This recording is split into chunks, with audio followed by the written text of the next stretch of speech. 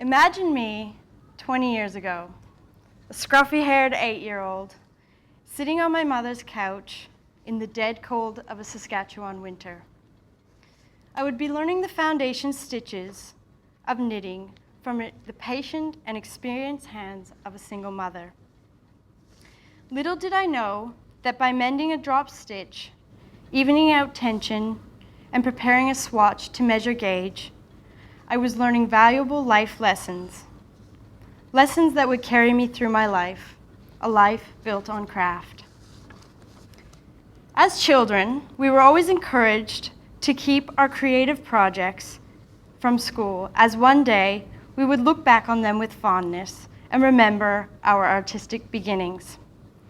Well, apparently, I thought I was quite the little artist and decided to keep boxes and boxes of paintings, drawings, imitation stained glass windows. It would take a move to Australia and my wedding to finally encourage me that it was time to filter through the art and allow myself to believe that I no longer need the painting of a snowman with cotton ball eyes.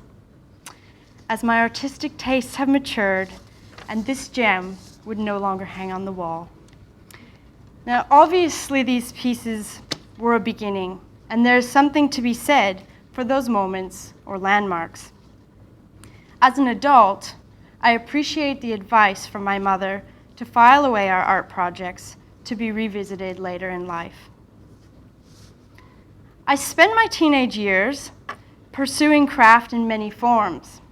High school brought me fantastic art courses, encouraging teachers, and more creative projects that ultimately went in those storage boxes. As much as I was learning about art, I was also teaching it.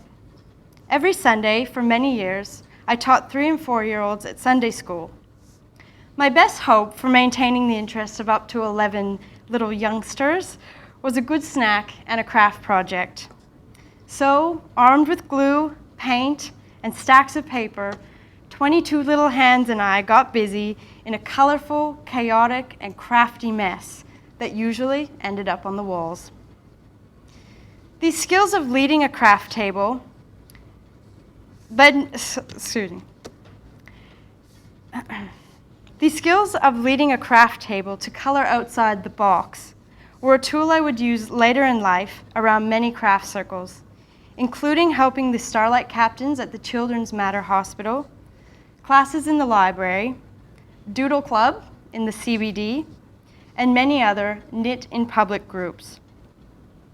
In hindsight, it was helpful pursuing craft in many forms in my teenage years.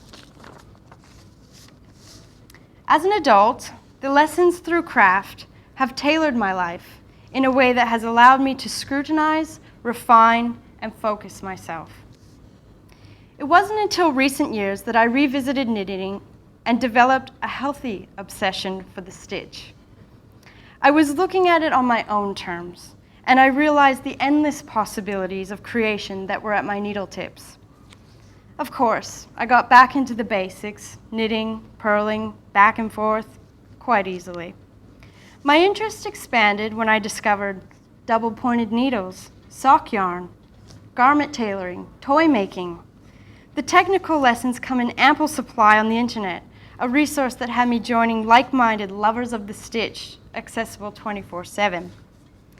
It was around this time that I sought out intermediate to challenging patterns where it becomes a technical and advanced project requiring skill and knowledge.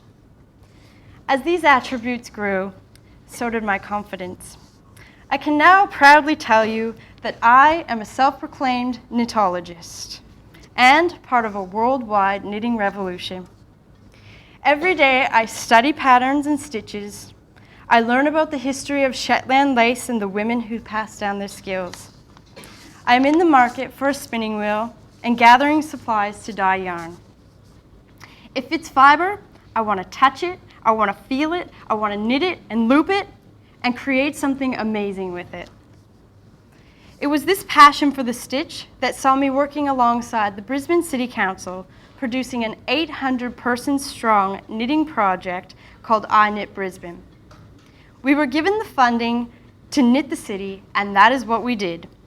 Had you walked through the CBD in June 2010, you would have been confronted with several large-scale knitted installations, including a glove for Sebastian's hand on Eagle Street, a clothing line of doll clothes that covered City Hall, jumpers for the kangaroos on George Street, and 6 giant balls of yarn in Radcliffe Place. These, among others, were enjoyed by city dwellers as a creative initiative by the Lord Mayor. My latest venture has found me with the title Owner and Operator of Ladybug Markets, the online market for crafters. My husband and I combined our differing skills and produced a small business venture which provides a platform for selling, buying, and discussing all things craft. As it is online, the doors are open to anyone around the world with a passion for craft. 2.5 years later, I look at my efforts with pride as I see the effect of how scrutinizing, refining, and focusing all the crafty lessons have tailored my life. 20 years of crafting is a long time to develop skills. I never knew the day would come that Mother's Knitting Lessons would land me a paid position as a knitting instructor.